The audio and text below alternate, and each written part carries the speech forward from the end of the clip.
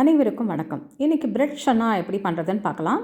சன்னாவை நைட்டே நல்லா ஊற வச்சிடலாம். வாஷ் பண்ணி காலையில் நம்ம ப்ரெஷர் குக் பண்ணிடுவோம். ஒரு 5லேருந்து 6 விசில் விடலாம். நல்லா வேக வச்சுடுங்க. ஒரு கடாயோ பேனோ ஹீட் பண்ணி 2 ஸ்பூன் ஆயில் 2 ஸ்பூன் நெய் போட்டுட்டு ஒரே ஒரு பே லீஃப் போட்டுக்கோங்க. கொஞ்சம் ஜீரகம் மட்டும் தாளிச்சுக்கலாம். இது கூட பொடியாக நறுக்கின வெங்காயம் அதையும் சேர்த்து நல்லா கலந்துக்கணும்.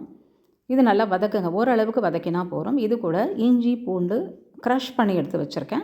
இதையும் போட்டு நல்லா வதக்கிடலாம். பச்சை வாசனை போகிற வரைக்கும் 2 பச்சை மிளகாய் இதையும் போட்டு வதக்குங்க. இது கூட 2 தக்காளி இதையும் சேர்த்து அந்த தக்காளி ஷ்ரிங்கார வரைக்கும் நல்லா வதக்கிடணும். இப்போ மசாலா சேர்க்கணும்.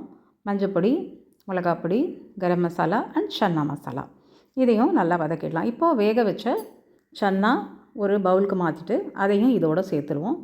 சேர்த்துட்டு ஒரு தரம் கலந்து விட்டுட்டு இதுக்கு வேணுங்கிற உப்பு, நான் சால்ட்டு கல்லுப்பு சேர்க்குறேன்.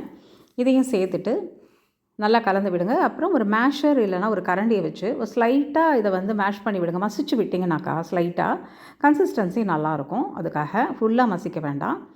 வேணுங்கிற தண்ணியை சேர்த்துக்கலாம். இப்போது உப்பு வேணுனாலும் சேர்த்துக்கலாம். இது குக் ஆகட்டும் ஒரு 2 நிமிஷம். இது கூட கடைசியாக வெல்லம் மட்டும் சேர்க்குறோம். இது இந்த உப்பு அண்ட் ஸ்பைசஸ்லாம் நல்லா அட்ஜஸ்ட் பண்ணி கொடுக்கும். டேஸ்ட்டு சூப்பராக இருக்கும். கடைசியாக கொத்தமல்லி தழையை தூவிட்டு அடுப்பு ஆஃப் பண்ணிவிட்டு ஒரு கிண்ணத்துக்கு மாற்றிடலாம். அந்த கிண்ணத்துக்கு மாற்றின பிறகு 1 ஸ்பூன் நெய் சேர்க்கலாம். இதில் கொஞ்சம் கொத்தமல்லி எடுத்து உரமாக வச்சுடுங்க. இப்போ ப்ரெட் டோஸ்ட் பண்ணணும். வீட் ப்ரெட் நான் எடுத்து வச்சுருக்கேன்.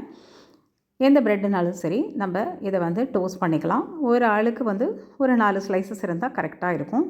பிரேக்ஃபாஸ்ட்டுக்கு ரொம்பவே நல்லாயிருக்குங்க இது சாப்பிட்றதுக்கு. ஸோ இது கூட நம்ம இந்த சன்னாவை ஒரு கிண்ணத்தில் வச்சுட்டு ஒரு துண்டு எலுமிச்சம்பழம், கொஞ்சம் பொடியாக நறுக்கின வெங்காயத்தோட ஒரு ஹாட் டீயோடு கொடுத்தோன்னா சூப்பராக இருக்கும். நீங்களும் ட்ரை பண்ணி பாருங்கள். Stay healthy viewers. Thanks for வாட்சிங்.